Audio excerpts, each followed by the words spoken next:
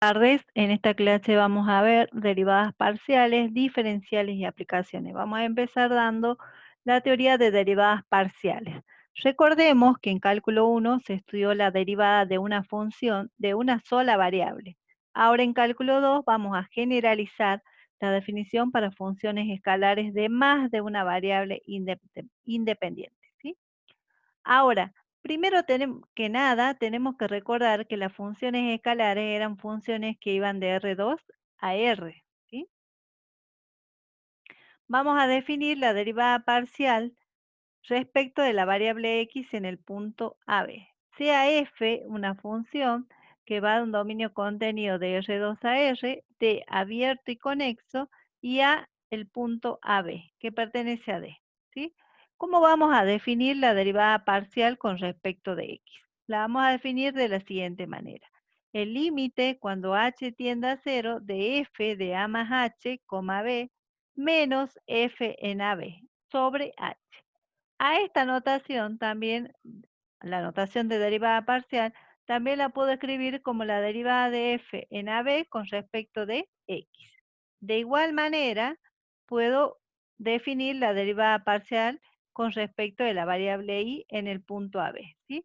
Voy a tener el límite cuando k tiende a 0 de f en a, b más k, menos f en AB sobre k. Y esto se lo denota con la derivada parcial de f en AB con respecto de y, ¿sí?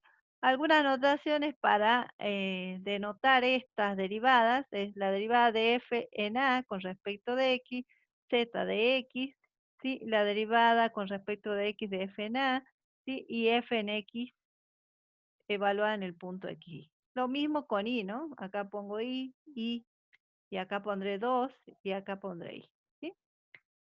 Nótese que los límites anteriores son límites puntuales, ¿sí? Y aparte, ¿por qué? Porque se hacen en un punto en común. Y aparte, pueden utilizarse todos los conceptos de análisis en una variable. ¿Por qué? Porque estos se convierten luego en límites en una variable, ¿sí? Si ustedes se dan cuenta. Bueno, ya vamos a ver algún ejemplo, así que a no asustarse. Vamos a desarrollar algunos ejemplos para que ustedes puedan realizar el ejercicio 1. Ejemplo. Calcular las derivadas parciales de las funciones dadas en los puntos que se indican. Z es igual a una función en xy igual al logaritmo de x cuadrado más y en x igual a 1.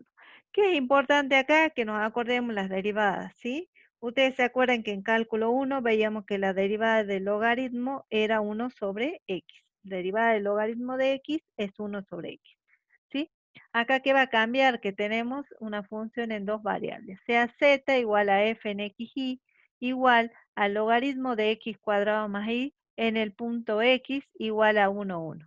En esta función d es el dominio que va a ser todo R2.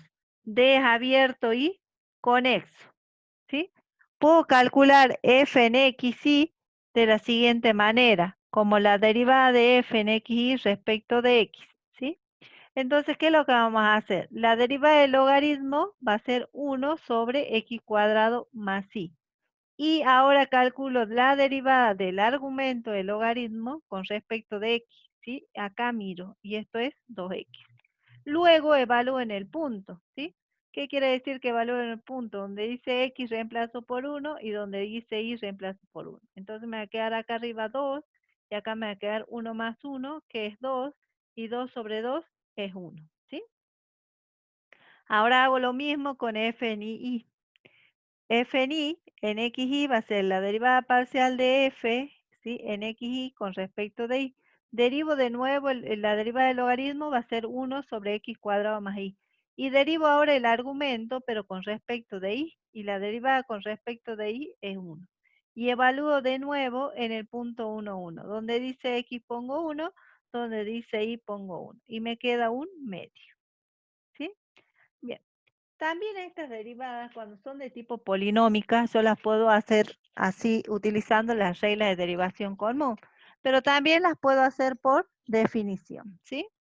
Entonces vamos a poner un ejemplo donde ustedes puedan hacer por definición y puedan aplicar la regla del L'Hopital, ¿sí?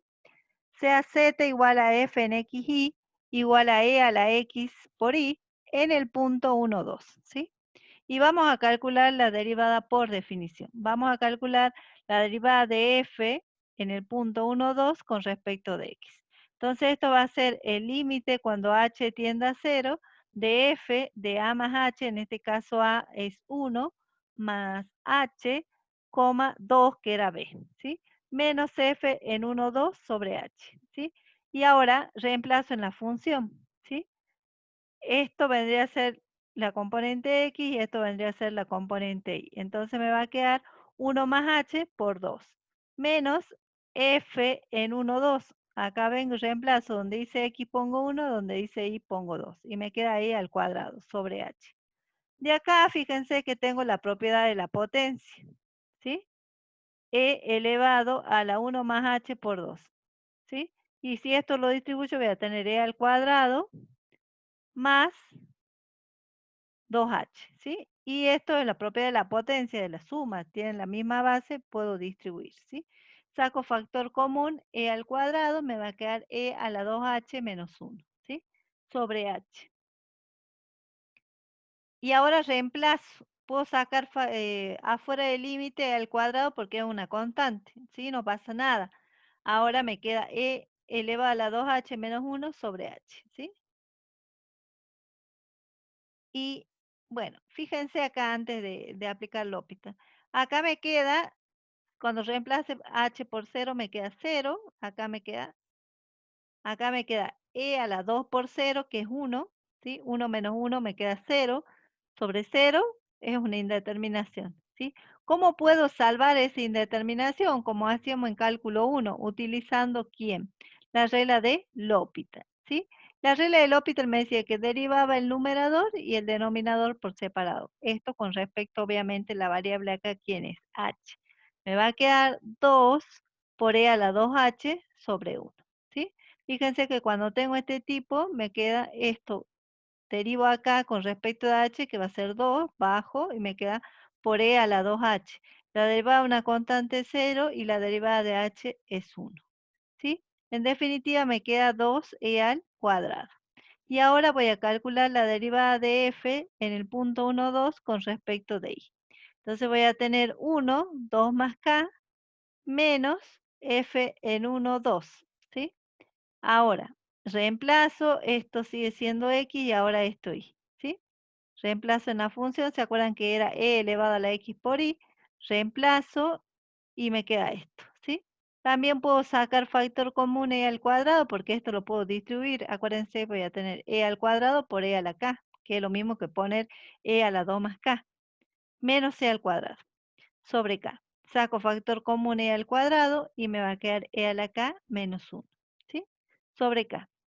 Saco el e al cuadrado afuera, cuando reemplazo k por 0 me queda una indeterminación del tipo 0 sobre 0 y aplico L'Hopital. La derivada de e a la k es e a la k y la derivada de k es 1. En definitiva me queda, reemplazando k igual a 0, me queda e al cuadrado, porque todo número elevado a la 0 es 1, me quedaría 1 sobre 1 y ya estaría, ¿sí? Bien, ahora vamos a calcular otro ejemplito, ¿sí? Para que ustedes tengan y vayan viendo.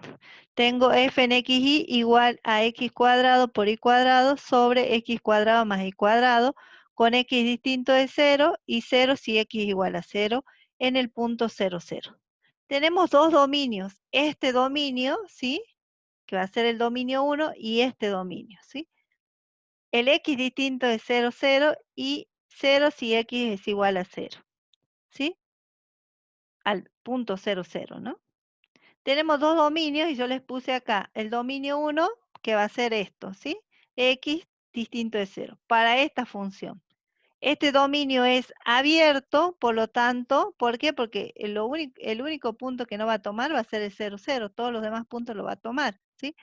Por lo tanto, para calcular las derivadas parciales, se pueden aplicar las reglas de derivación directamente. Y luego reemplazar en el punto. El otro dominio es el segundo, ¿sí? X igual a al vector nulo, ¿sí? Igual a 0, 0. Quiere decir que si se dibuja este dominio es un punto aislado y el dominio sería cerrado. ¿Por qué sería cerrado? Eso sería lo que yo le preguntaría a usted. ¿Cuándo un conjunto es cerrado? ¿Sí?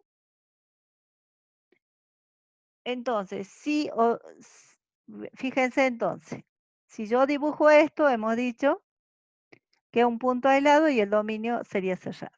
¿Sí? Porque estoy tomando solamente ese puntito, ¿se acuerdan? ¿Se acuerdan cuando veíamos los puntos aislados en el práctico anterior? Sí, si era un punto aislado, ¿se acuerdan que había un conjuntito de puntos? Era cerrado, era frontera y no eran de acumulación, ¿se acuerdan? Entonces, sí o sí hay que aplicar la definición, es decir, se debe calcular el límite. En criollo, para que ustedes lo entiendan, cada vez que yo tengo una función por ramas y la estoy evaluando en el punto 0, 0, debo aplicar la definición. ¿Sí? Entonces, fíjense, tengo la derivada de f en 0, 0, ¿sí? Con respecto de x. Aplico definición. Acuérdense que a era 0 y b era 0. F, ahora voy a calcular la derivada con respecto de x. Entonces voy a tener f de 0 más h, 0. Acuérdense que a era 0, ¿no? Menos f en 0, 0 sobre h. ¿Sí? Vengo y reemplazo acá en la función. ¿Sí? Fíjense acá, voy a reemplazar y voy a tener h al cuadrado por 0 al cuadrado. Y acá voy a tener, ¿sí? H al cuadrado más 0 al cuadrado. Pero este 0 ya me anula todo, entonces me queda 0. Y f en 0, 0 voy a analizar en esta rama, ¿sí? Vale 0. Y x es el punto 0. Vale 0, por lo tanto esto es 0 sobre h. Me queda 0 dividido cualquier cosa es 0. ¿Sí? Lo mismo hago con esto, me va a quedar, ahora se incrementa b, 0, 0 más k menos f en 0, 0. ¿Sí? Sobre k. Y ahora el límite va a ser, fíjense, cuando voy y reemplazo acá, acuérdense que acá me queda 0k y acá 0, 0, ya sabemos que es 0. Vamos a ver qué pasa con 0k. 0 al cuadrado por k al cuadrado, ¿sí? Y acá me va a quedar 0 al cuadrado más k al cuadrado. Pero este 0 en el numerador ya me hace 0 toda la función, por eso es 0. 0 menos 0 es 0 sobre k es 0. En este ejemplo, las derivadas parciales existen y son iguales, ¿sí? Y les queda como tarea a ustedes para ver si esta función es continua, ¿sí? Y bueno, vamos a parar ahí con estos ejemplos y ya vamos a poner, vamos a ver otros ejemplitos más en un rato.